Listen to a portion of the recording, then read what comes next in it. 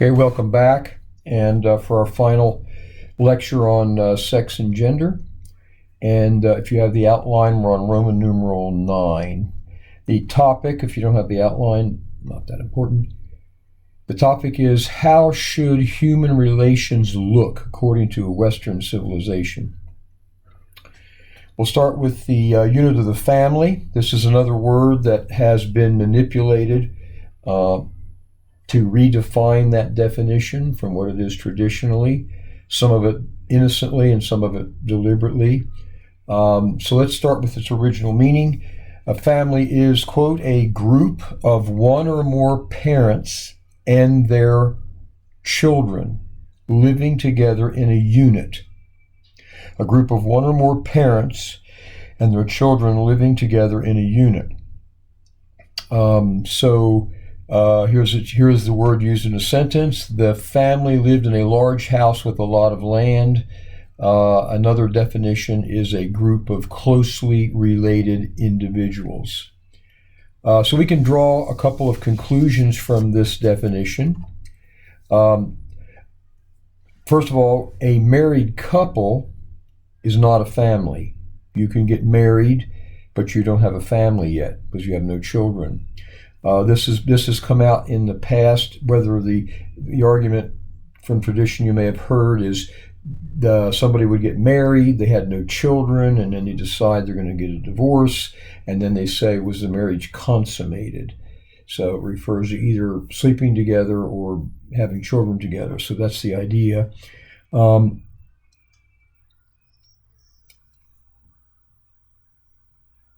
So the other idea is that you cannot marry somebody closely related to you. Therefore, the family is not close. Therefore, the married couples are not closely related. So, in other words, I think this is the idea I'm trying to get across here. So, my son marries a woman. I approve of the marriage. We like the woman. If my son were to die without any children, we really wouldn't have any relation to that woman. Yes, she was married to my son, but if he dies and has no children, she goes off and marries somebody else, and she creates another family which really has nothing to do with me. On the other hand, if the woman marries my son and then there's a child, then I have a genetic relationship and a responsibility, ostensibly, to the offspring. She would be my granddaughter. So back to the original idea, a family is one or more parents, because one parent may die, and their children living together in units. So there has to be children involved. Once they have children, the child links the parents so that all members have required genetic relationships.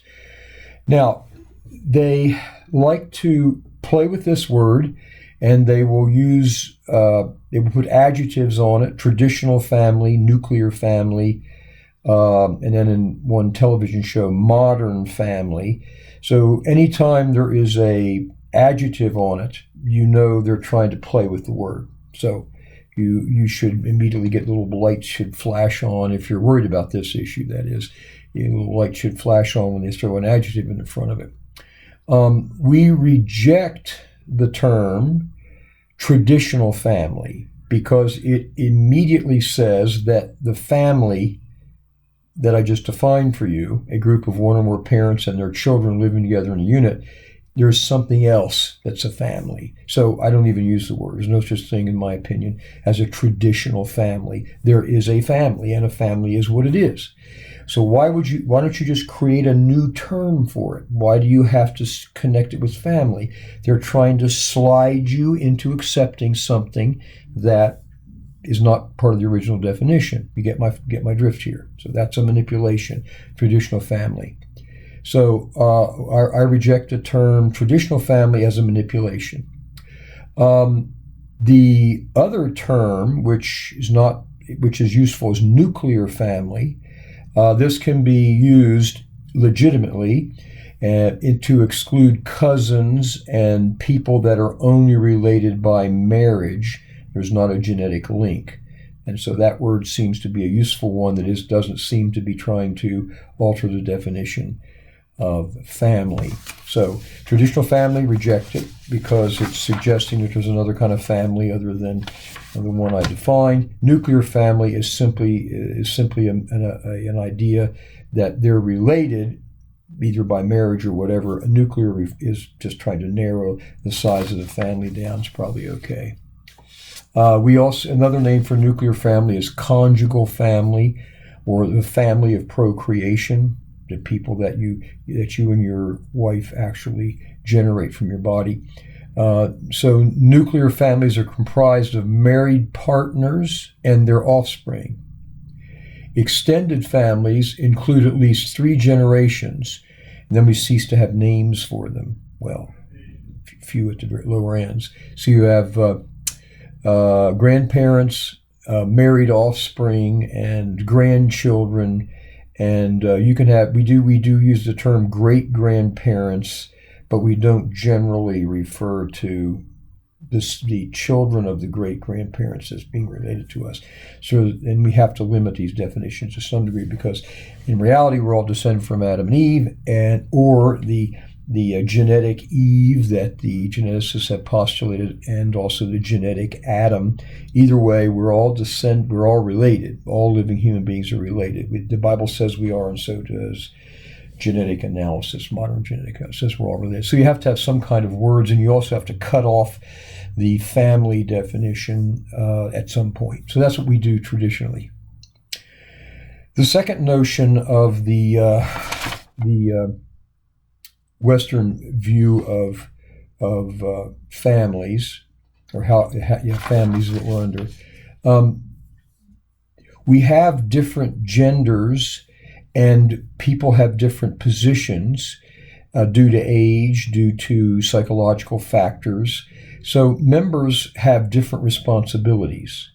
Everybody's not the same. Everybody doesn't have the same responsibilities. So, for instance, in the Bible it says, husbands, love your wives as Christ loved the church and gave himself for it. Ephesians 5:25. Husbands, love your wives as Christ loved the church and gave himself for it. Now, a lot of times, the second part of this verse, let me jump there, and I want to contrast the two. Then the wife, which has got to be the opposite gender because the purpose of marriage is for procreation, says this: be subject to your own husbands as to the Lord, for as the husband is the head of the wife, as Christ is the head of the church. That's Ephesians 5:22 and 23. And often this is denigrated as what we call the patriarchy, and make no mistake about it, it is a patriarchy. And that word has been denigrated, but that is because anyone who does that is anti-Western civilization. And the feminists will complain that they have to obey their husbands, and they find that obnoxious. But they don't realize that the husband's command to love his wife as Christ loved the church and gave himself for it is actually quite a bit more obnoxious. So, again, one of the problems we have in the West is that people in Europe and people in the United States, Australia, New Zealand, we live in a Christian-designed culture, and we derive lots and lots of benefits from that, which we don't realize. And one of them is what we have traditionally called in history civilization. Civil, meaning well-behaved, civilization, where people around you are basically behaving themselves. So, for instance, this idea that husbands are to love your wives as Christ loved the church and gave himself for it. How does this come out differently?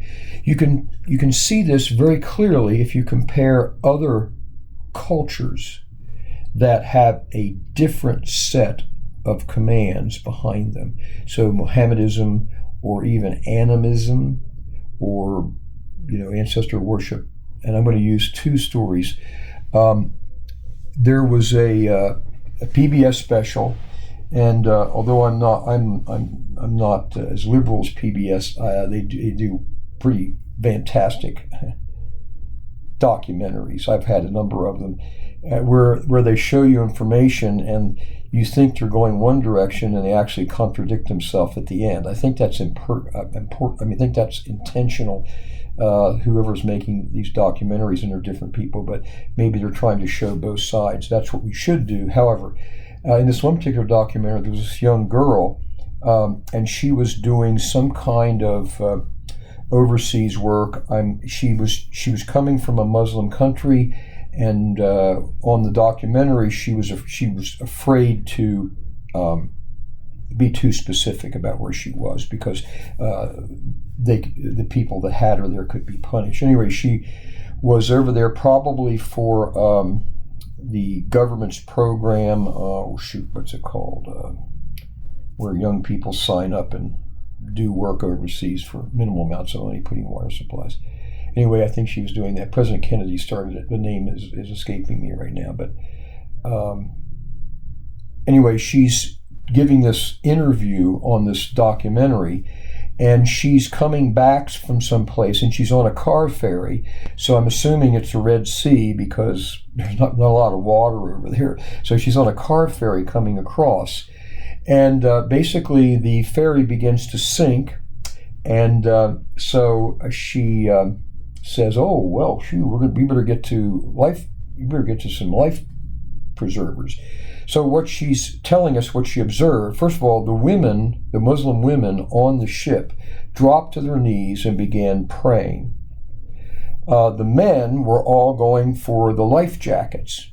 And being from a Christian culture, where Ephesians 5 and the Corinthians passage is very emphatic about men's responsibility, she just assumed that they would be getting the life jackets to give them to the women. Well, they didn't give them to any of the women. In fact, they were putting them on themselves. And again, I'm not besmirching anybody. I'm just telling you what a first-hand account said happened. Okay, and it gets a lot worse. So eventually, she wrestles one away from one of the men, and then since she's resisting him, he just goes and gets another one. I don't know why she didn't get there. It doesn't make any difference. She ended up having to wrestle one of the things. So the ship goes down, and she's out there floating on flotsam with her life preserver, and she looks around and she sees no women at all. They've all gone down with the ship, and they're all drowned. She looks around at the dozens of lifeboats around her, and they're all full of men. Well, they're not well organized there, so it's going to take several hours before they can get some help out there. In the meantime, over that next amount of time, she tries to get in the boat a couple times, and they kick her out. There's room in there, but they kick her out. In fact, it even gets worse. And I'm not making this up, okay? Because I really find it hard to believe, but this is a girl who claims this is what happened to her. And on about a third attempt in, they raped her and then threw her back in the water. She's eventually rescued, as well as everybody else, by the authorities on land. And apparently she has no legal recourse about being raped. She probably doesn't know who they are, lost in the crowd. And I don't even know if they have laws against rape. Remember, the Romans did not have laws against rape. And she's sitting there telling this story. There is another story, and this one is fictional, but it is culturally accurate. So the one I just gave you is, I heard the girl herself telling the story. Okay, that's it. I gave it to you in a nutshell. The second example is from an episode of MASH, which again is a fictional. Well, actually, the book that MASH was written on, the book itself was not fictional, but the television show was fictional. And that's where I got it from, the television show. I didn't read the book. But in this particular episode, we have a nuclear family, Korean. You have the father, mother, daughter, and son, and they have an oxen. And they're relatively poor. And if you know anything about the Korean War, North Koreans would push down, and they would take part of it, and then the U.S. military would beat them back. And the guys that lived in the middle would, 1 month you might be in North Korea, and the next month you might be in South Korea. Well, the story hones in on this family, and they had been pushed out of their house and gone south with the U.S. military. And the story picks up where they've been, the U.S. has pushed the North Koreans back, and this family is able to come back to their property that they own. The problem is the North Koreans put mines in there, and these people have got to make food because, food's hard to get, and if you don't make your own food, you're going to die. And so they're faced with possible starvation or extreme possible starvation, or planting the field, and it has to be planted. And so they're faced with this dilemma. There's mines out there, so how are they going to do this? And this is how they resolve the issue. First of all, dad can't do it because in their religion, the father is the most important person. He represents the family. Mother is the second most important person. She can't do it. They could send the ox out to set the mines off, but if the ox gets killed, then they're not going to be able to farm enough. They'll get half the food that they would with the ox because it's stronger. They can't send the son out because he will carry the family name into the next generation. So they end up sending the daughter out with a stick to try to set these mines off. Now, and what you have here, this is another religion with a different set of values. So all your multiculturalists out there, you better wake up, because multiculturalism, you're not going to like it. So, and it's clear that they love this girl, because all of them are just beside themselves with grief and fear, but they all have responsibilities according to their culture. They have responsibilities. And so they're each doing their responsibility. Everybody's acting their responsibility. And they're clearly worried and sick about the daughter, and they're coaching her and all this kind of stuff. So I give you these two illustrations because these are two non-Christian cultures. And I'm sure this girl was absolutely livid. I don't know where she is today or what she ended up doing with her mental processes after she started thinking about this. But if you compare that with the Titanic, which is a well-documented thing, I don't like the modern DiCaprio movie. I think it was insulting to the people that gave their lives on the Titanic to have a sordid love affair be the center of the movie and that sort of thing. So I didn't like the modern one. Also, they did a couple other political things, like they said that they locked the poor people in the bottom so that they couldn't get on the boats, which apparently, my understanding, didn't happen. There was some kind of thing that made it possible to interpret it that way, but that apparently isn't. Anyway, I didn't like the modern movie. But the gist of it was that the Titanic, which was not supposed to sink, hit an iceberg and was going down, and they didn't have enough lifeboats. So the question came up, who gets in the lifeboats? Sort of the way it was in the Red Sea. Well, because this was a Christian cultures in the late 1800s, and the scriptures that we just read, the man is to love the wife and give himself for the wife as Christ gave himself to die for the wife. In that particular instance, there was really no question. The women and the children were to go into the boats, and the men would have to die, because that is the responsibility list for people in Western civilization. When somebody breaks into the house, the woman doesn't go down, the man goes down to get shot or beat up, or whatever the case might be. And the poor little girl in the first film, she thought that was just normal behavior. In fact, she probably thought that was even discriminating against women, because women had to obey their husbands. But my contention is that actually men have the harder task, that they have to go down with the ship if there's not enough room for both. The cultural input in the late 1800s when the Titanic went down was worse than that. The story, I'm pretty sure this is correct. Somebody can email me if it's wrong, but the guy who designed the Titanic actually ended up getting in a boat and actually returned to the United States, and he couldn't work because no one would hire him. He was completely discriminated against because he violated this principle. He wasn't a man. He got in with the women, and it wasn't besmirching women. It was saying your responsibility was this, and you did not meet your responsibility, and others died to meet their responsibility. So bottom line is that members have different responsibilities. Husbands are supposed to give their life for the family. That's also one of the reasons, there's other reasons, why men are drafted and women are not drafted. Because it is the man's job to die for the family. That's his job, his prescribed job. Didn't ask him what, it's not a contract, it's a command. So here we go. Yeah, so they told this story. Now, the fathers also were told not to provoke your children to anger. So you don't patriarch them, bossing them around because they're supposed to obey you.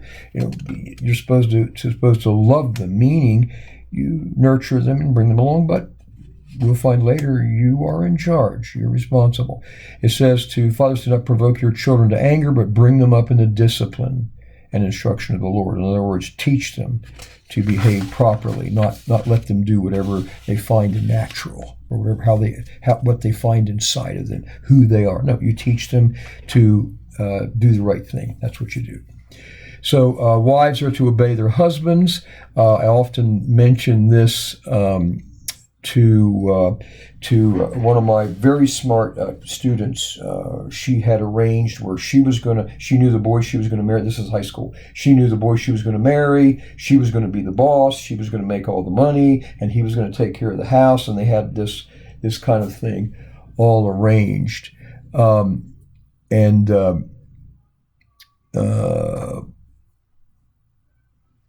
though this were an option. Now.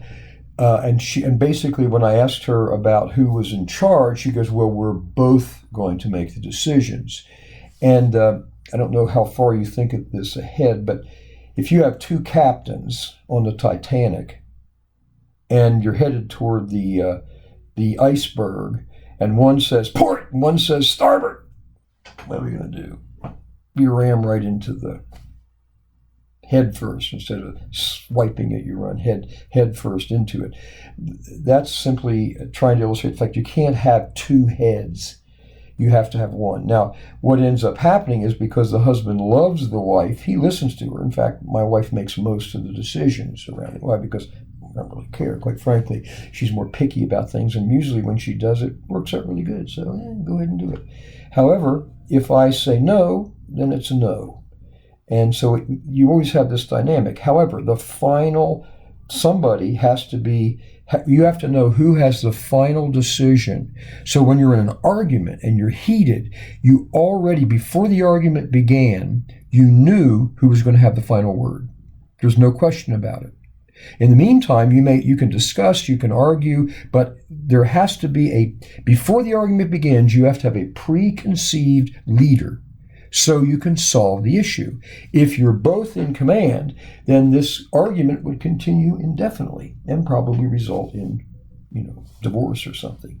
So it's a practical matter to have someone in charge, and it's a practical matter to have someone decide who's in charge besides the husband and wife, because you can change your mind. In other words, you need another authority above you. You don't get to pick. You're in charge. There's no question about it. You're responsible. No question about it. And then you move through life in a much more certain way. So the very fact that you deny the authority that assigned by an outside force, an outside authority, an outside moral authority, the fact that you deny that, you open yourself up for a number of very practical problems as well. Children, obey your parents in the Lord, for this is right. Honor your father and the mother, for this is the first commandment with promise, so that it may go well with you and that you may live long in the earth. This is the first commandment with promise, the scripture says in other places. And this, of course, is rather practical. More than your children. You don't get dumber when you get older. I tell my high school students and my own children that. So, I'm 60 and you're 16. So, would you get dumber when you get older? Oh, you're old-fashioned. Yeah, you get dumber when you get older. That doesn't make any sense. So, it's just a practical thing. Now, of course, you're going to have bad fathers. You're going to have bad mothers. But generally speaking, this is simply sensible. Okay, so that's what Western family looks like. And I want to just conclude here in just a couple minutes with a quote from a famous historian. He's on the circuit now. Don't like him, the guy personally, but he says a lot of good things. Douglas Murray, he wrote Death of Empire and another book called Uncommon Knowledge. And he says this about the sexual orientation and the transgender movement. So listen to this quote. I'll read it a couple times so you can get it. He says this whole movement that's going on around us, the cause for this videotape, is really nonsensical. It will destroy itself. And he says this is why.